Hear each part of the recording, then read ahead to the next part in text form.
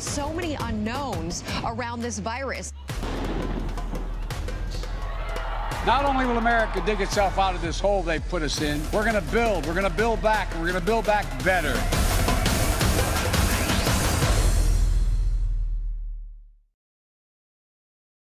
Good afternoon. I'm Michelle Norris, columnist for the Washington Post. Thank you so much for joining us for this lunchtime conversation.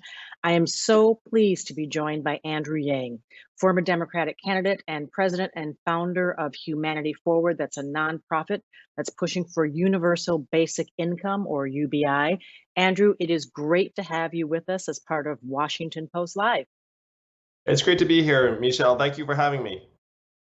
So we've all spent the past few evenings sitting in front of some kind of screen, watching the events, the Democratic National Convention, watching them in real time. Many of us who would normally be inside that big convention hall. What are your overall impressions so far? I think it's been really impressive how the team has adapted to the medium. I mean, not everything has worked, but it's extraordinarily challenging to fill 8 hours of television programming, as I'm sure anyone who's in the industry knows. And there have been more successes than not, I think, in large part because the Democratic Party has some folks that Americans really are excited to hear about and hear more about. I mean, last night was focused on Jill Biden and their family story, which was, I thought, really well done and compelling. I thought the Adi Barkan video last night was also very, very powerful. And that sentiment for many Democrats and Americans alike hit home around the fact that our healthcare system's failures have been front and center for all of us during this pandemic. And healthcare was a contentious topic during the primary. The fact that the video said very, very clearly healthcare should be accessible to anyone, regardless of employment status or ability to pay, will make many, many Americans look up and say, wait, who do I trust more on healthcare, Democrats or Republicans? And it's an issue that Americans care deeply about and that Democrats have a huge advantage on. You know, conventions are normally big, loud, circus-like events. The hats, the patriotic colors, the sequins, the spangle. We don't necessarily equate them with intimacy, but that's what we're getting this year. Yes. So a message like that, it hits the ear and maybe even the heart in a different way because you don't have all that pageantry.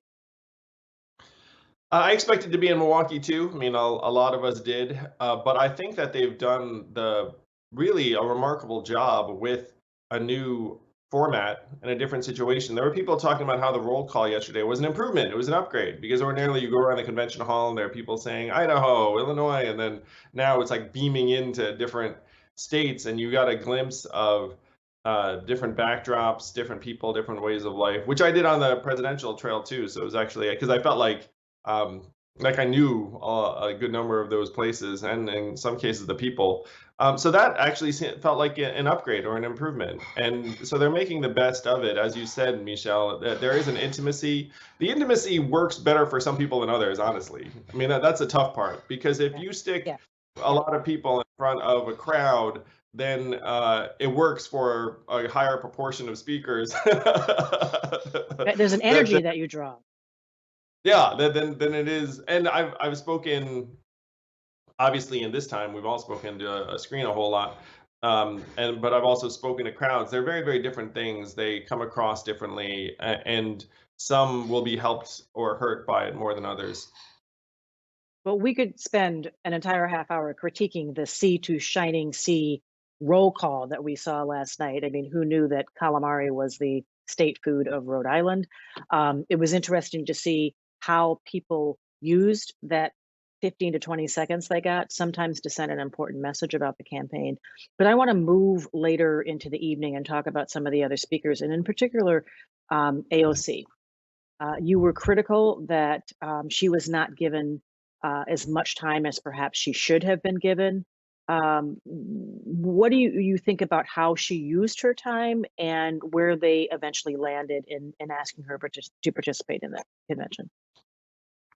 So she was asked to nominate Bernie, which I thought she did very effectively, but I thought that was a misuse of AOC, particularly if you're not deeply versed in the mechanics of conventions and politics where you tune in, because many, many young people, I believe, were tuned in expressly to see her, and then just have her talk about Bernie's campaign was the opposite of what you want, frankly. Now, not her fault. Like, yeah, to me, it's the DNC's fault. It's just a missed opportunity where if you have someone who speaks to so many people, what you want her to do is to talk more broadly about what the nominee is going to mean, what this election is going to mean, get people motivated and energized.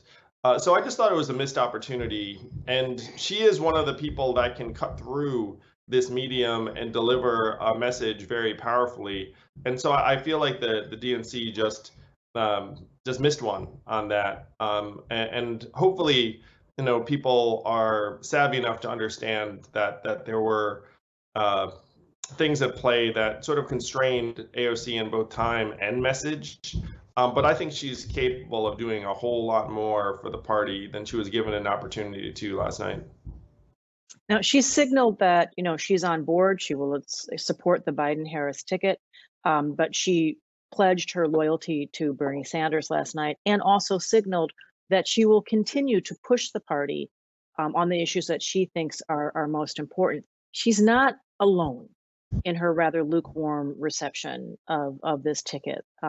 Later this month, Marianne Williamson, former Senator Mike Gravel, will speak at what they're calling the People's Convention, where attendees will consider the possibility of a third party candidacy, not this year, but in 2024. Do you think, even though they're talking about 2024, that it might have a potential impact on the enthusiasm for this ticket in 2020?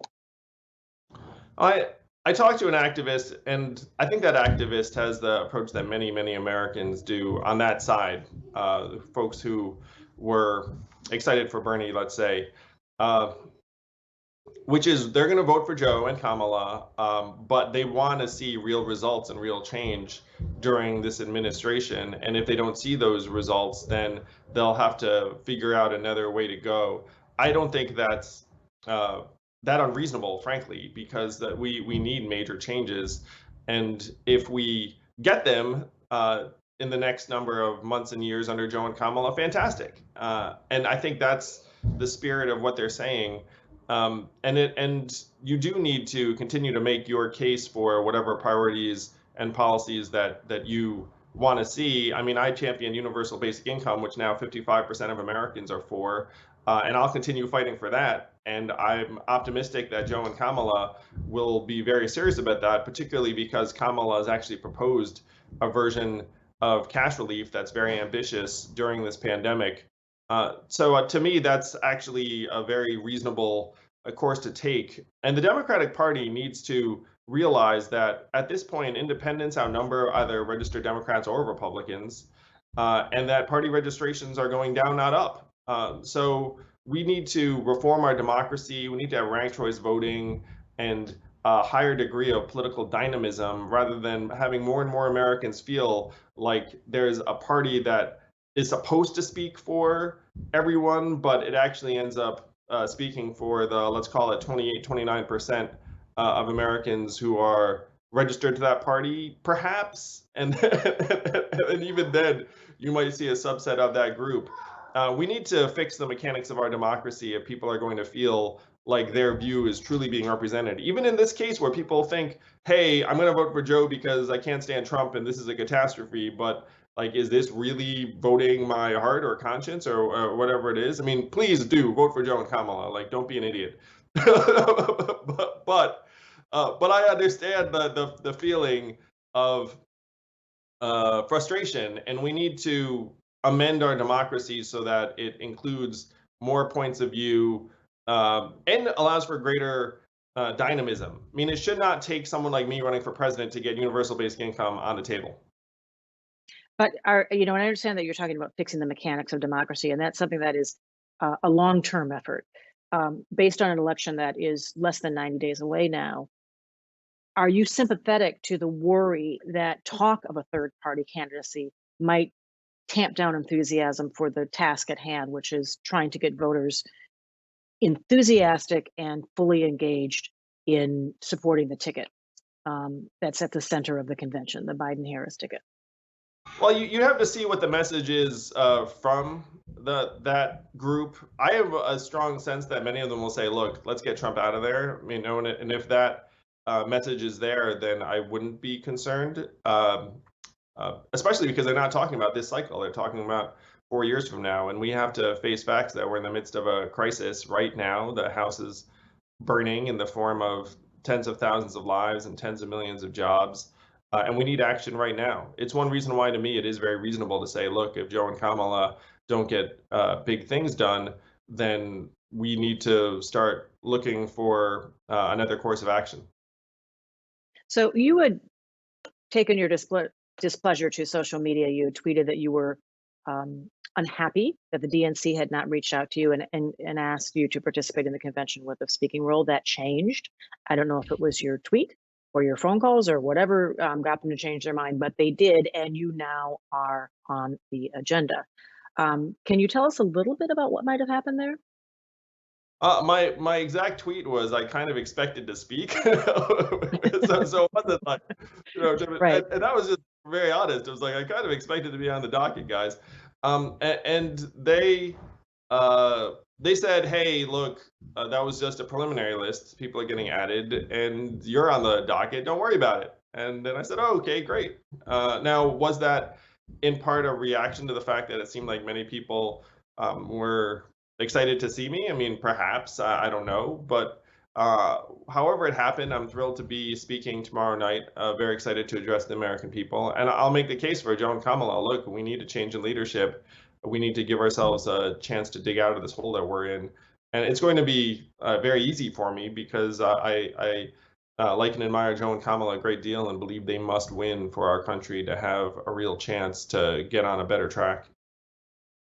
Will this be a live or taped speech? And can you give us any kind of preview of what you might be saying? It's going to be live and it's going to be tremendous. It's going to be scintillating. So it's going to be live and lit. Live and lit. Live and lit. That's right. Tune in 9 p.m. tomorrow. So I can say, like, I'm on at 9 p.m. Tomorrow to open up the program. Now, you've mentioned that that universal basic income has grown in popularity since you first introduced this to us, and we now have a better understanding of what it is, and many more people are embracing this. Do you think that this is something that will be embraced by the Biden-Harris ticket? Oh, I think we're going to be in a deep dark hole for quite some time, and people are looking around saying we need to get money into people's hands. Like, the cash stimulus worked, the enhanced unemployment benefits worked, and if you look up, you're going to see that a version of cash relief has 74% support at this point, majority of both parties. It's common sense. Every economist is looking up and saying, wow, like the cash measures were one of the key pillars in keeping our families and communities and economy afloat. So I think there's going to be a version of cash relief on the table in 2021. I believe it will pass. And then I believe people will see that a version of universal basic income is a must. And that's going to be driven by circumstances that are tragic and devastating. But yes, I think this is going to be a front and center policy discussion, in part because it's bipartisan and universal in its appeal, where, again, 74% of Americans might as well be 95% in 2020. I mean, can you think of something else that 74% of Americans are for at this point? Also, 72% of Americans think this is the worst time they've ever lived in our lifetimes. And that's one reason why Democrats have such a great chance to make a powerful case, because no one wants to sign up again for a status quo that you think is the worst ever. Well, in making that case, though, there's one area where the Democrats seem to be struggling. The polls show that Donald Trump still has an advantage when it comes to economic issues. With rising unemployment, rising levels of rising numbers of people who are being evicted, people who are trying to figure out how to juggle teaching the kids at home and holding on to their job that they're doing from the kitchen table or the coffee table instead of heading off to work. All of these are issues that are at play at every income level. And yet the Democrats' message around the economy still seems to be a little bit fuzzy. How do they fine tune that message? I think they should lean into cash relief myself. I think they should say, and this isn't hypothetical. I mean, Kamala, Bernie, and Ed Markey have proposed a $2,000 a month bill in the Senate. Tim Ryan, Ro Khanna, and 38 co-sponsors have proposed a similar Emergency Money for the People Act in the House. So to me, that's a no-brainer. And I think that would be a very, very clear and powerful message for the American people that, look, if you want real help in your hands, vote for Joe and Kamala. And Kamala's on the record. She had, even when we were on the trail, had a very ambitious, aggressive, enhanced EITC plan that would put $500 a month into the hands of millions of families. So she's essentially consistent that getting money to people's hands is a very good and positive thing. And I think that the Republican advantage on the economy, to me, is evaporating daily, because they're presiding over the collapse of small businesses and economic activity in towns around the country. And no one's going to think like, wow, we need Trump back in charge, in my opinion, to help manage this coronavirus crisis, because he's just done such a bad job on so many levels. So I'd be very I'd be very skeptical that people who want the economy safeguarded are going to go towards Trump. The distinction you have to make is the economy and the stock market. If you're just going for stock market prices, then maybe, because the stock market's done quite well, because we're in this extreme winner-take-all economy where Amazon can just go to the moon even while the rest of us suffer. But that also doesn't concern me that much, because the bottom 80% of Americans own 8% of stock market wealth. I mean, you're really just talking about the top 20%, which they probably have pronounced visibility in our media landscape, like the top 20%. But I don't think it's going to be a critical mass of people that choose Trump on the economy, personally. But for those the moderate Republican voter that might be an a la carte voter, they might look past the pandemic, which is hard to imagine, but they might look past the racially insensitive comments. They might hashtag racially insensitive, or put that in quotation marks, what they would call racially insensitive comments that other people would just see as plain racism. They might look past that and look at something like UBA and say, there they go again, giving away money. It's another entitlement. Might that be the kind of thing that will wind up repelling those moderate voters that are starting potentially to drift into the Democratic camp in this election cycle? You had Republicans taking credit for putting money into people's hands in April. That's all they're just doing. It's not like, oh, money's going to hurt you. I mean, that's like millions of Americans who got the $1,200 check were like, this is great. I love it. Let's do more of this. I think that if votes are counted in a way that we can all trust, Trump is going to lose. I've talked to many Trump voters. 42% of my supporters said they might not be able to support the Democratic nominee, and many of them were former Trump supporters. They voted for Trump on a number of issues, but one of the consistent threads was they just don't think that our government's responsive to them. And Trump, unfortunately, has not made good on the anti-corruption stance that he had, and a lot of his voters know it. A lot of his voters actually thought he was serious when he said he was going to drain the swamp. And then it turns out when he was not serious, they were starting to change their minds. And then this pandemic has cemented their shift. So I believe that if the vote is counted in a way that we can all trust, that Joe's going to win significantly.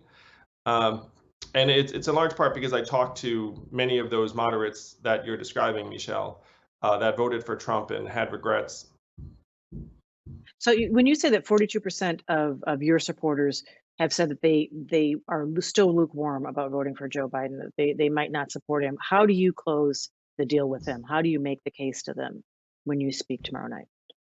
Well, that's one of my jobs tomorrow night. But to be clear, that 42% was back in January, so I have a feeling that it's gone down a lot. that was back. A lot has happened since January. Yeah. So I'm sure at this point, a lot of them are like, all right, let's get on board with Joe and Kamala. But I'm going to make the case tomorrow night. Look, we have to give ourselves a chance. I'm going to paint a picture as to just how bad it is for many of us, and it is dark. This is truly the darkest time any of us has ever seen. And you have to ask yourself, how are we going to get out of this mess? And signing up for 4 more years of Trump is like a completely irrational way to try and get out of this mess, because people sense that he's not a leader who's going to be trying to utilize our government to solve many of the problems we see. So it's going to be a very easy case for me to make, honestly, because it's so near and dear to what I ran on, and it's consistent with what most, in my opinion, Americans are thinking right now.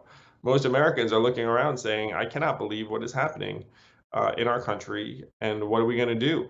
There's like a real piece of this, I think, Michelle, where people just want to get to know Joe and Kamala, which I think the first 2 nights have been very effective at getting people to know Jill, which feels like Joe at this point. And I know I don't like I met Jill on the trail. She comes across exactly as she did last night. I mean, she really is like that super teacher, educator figure that I feel like every town has, that we all love. That as soon as people remember some of the better periods in our past that preceded Trump, we're like, oh wait, like I don't need to worry about a daily controversy or politics being so exhausting all the time. I believe that we'll be on track to turn this page in our country's history. So we'll learn a lot about Kamala Harris tonight, Senator Harris, when she takes the stage. Personal question for you. She's making history as the first woman of color to be nominated as a major party's vice presidential candidate. You made some history yourself as the first Asian American man to run for president. What does the historic nature of this ticket mean for you, to have a woman on the ballot now who is multiracial? She brings with her a Black heritage, a Jamaican heritage, a South Asian heritage, a Brahmin background going back to India. She's in a blended family. She's bi-coastal. There's a lot to her identity that we haven't seen in the sort of white picket fence picture or tableau of American presidents or vice presidents over many years. Kamala has an incredibly inspirational personal story, and she represents, in my mind, some of the best elements of the American experience, where you can grow up the child of immigrants and become attorney general and senator from California, now vice presidential nominee, and in my opinion, our next vice president.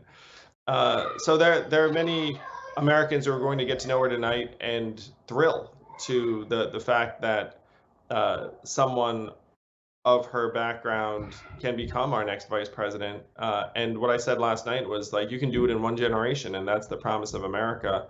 That was one of the promises of my run too. And I'm very, very gratified that many Asian Americans have said to me that my campaign raised their sights as to what we can do and be in this country, that we can run for president, we can serve in different leadership roles and capacities, and that we're just as American as anyone else. That's a message that many people are waiting to hear, and I think Kamala is an ideal messenger tonight. You also warned, though, the Democratic Party that it was in danger of being perceived as an urban party or the party of the educated elite. Are you at all concerned about that as you're watching the convention? I think I think the concern is alleviated in large part by who Joe Biden is, really. I mean, like, Joe Biden comes across as the guy he is, which he grew up in Scranton and has lived a life that many Americans can relate to. Jill as well. And so to me, he helps address that. I think it's one reason why he's our nominee, frankly, is that many Americans felt comfortable with Joe. But I do, to your point, think, and this was borne out by my experiences on the trail, where I'd say I'm a Democrat, and then people would literally act like I just said like I'm from the, I don't know, Slytherin party. I was very geeky, whatever. Like just something very, very negative. And I'd be like, what? Like, why do you have such a distaste for Democrats? You're a truck driver, you're a waitress, you're a retail clerk. And it really struck me, Michelle, on the trail. I was like, wow, Democrats have really done a very bad job of making many Americans feel like we are fighting for them. They think we're fighting for people other than them or against them in some way, and it breaks my heart because if we're not standing up for the trucker or the waitress or the retail clerk, then who are we standing up for?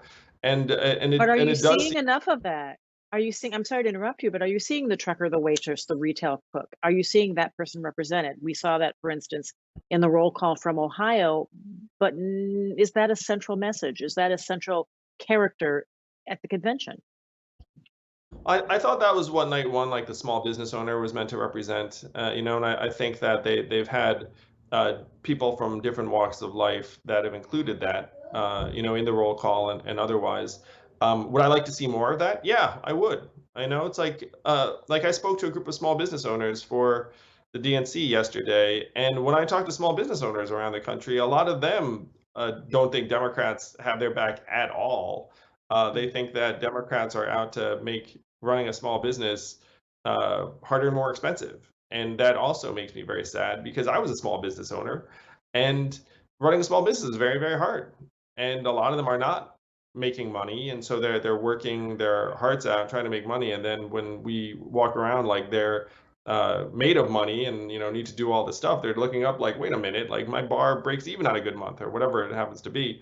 So those are messages I think that the Democrats need to take up with more diligence and attention. And what I said in my commentary before was that Democrats have this tendency to have a message out there, and then if you don't like the message, then it's like, well, it's your fault. There's something wrong with you. And I think that's what a lot of the folks that I met on the trail have picked up on, where there's like this patronizing element to a lot of what we say and do, and it's hurting us, and it's wrong. It's unproductive. It's a great way to not win. I mean, like you can put any any motivation you want, but to me, it's a massive missed opportunity to allow folks to convey messages around what's in someone's self-interest in like a different way that ends up hurting us all. Like there are very effective Republican messages around some of these issues that if you look at them from one angle, you're like that's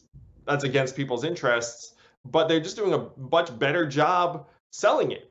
And so, if you look at it, say, okay, like whose fault is this? Like maybe it's our fault for not figuring out how to make our arguments and policies more appealing to the everyday American.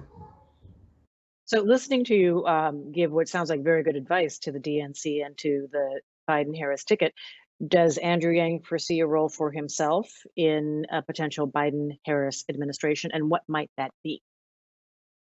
If I have an opportunity to address some of the things I ran on, I would jump at that opportunity. I'm a problem solver and just want to help. Certainly, if it's on universal basic income, my organization, Humanity Forward, has already distributed $8 million directly to the American people. Thank you, everyone who's donated. Really appreciate it. So anything around that set of issues and helping transition to the economy of the 21st century, I would be very excited about. Helping speed us up on technology issues. We're decades behind the curve on technology, and it is threatening to tear us apart in terms of our trust in democracy, mental health of our children, especially now because we're all bombarding them with screens all day long. Probably, at least that's what's happening in my household. A little insight. I mean, any screen time restrictions you have, it's sort of hard to manage when they're literally Right just out like the staring at window. you all day. The rest of it, it's like, what are you gonna do? But that has real impacts on our kids, and the studies are clear, particularly for teenage girls, that you're seeing surges in anxiety and depression that are tied to smartphone adoption and social media use. The selling and reselling of our data, we're talking about $200 billion a year made on our data that we're not seeing a dime of. Like, does that make sense to everyone? So these are issues that I'd love to help address in a Biden-Harris administration if they give me that opportunity. Andrew, unfortunately, we're out of time. We could spend another half hour just talking about the use of data, the reselling of data, and the data dividend. And so we hope that you will come back and talk to us again. Thank you so much for joining us. We appreciate the time. We're looking forward to having you back again at Washington Post Live. Thank you, Michelle. It's a pleasure. Tune in Take tonight care. and tomorrow night. Let's move this country forward. All the best to you and your family. And thanks to everyone who's tuned in. We have a ton of great interviews remaining this week. Later today, my colleague Eugene Scott will interview New Mexico Governor Michelle Lujan Grisham. Tomorrow, catch House Speaker Nancy Pelosi, former National Security Advisor Susan Rice, Senator Chris Coons, and Bernie Sanders. You can head to WashingtonPost.com to register. Stay engaged, and we'll see you next.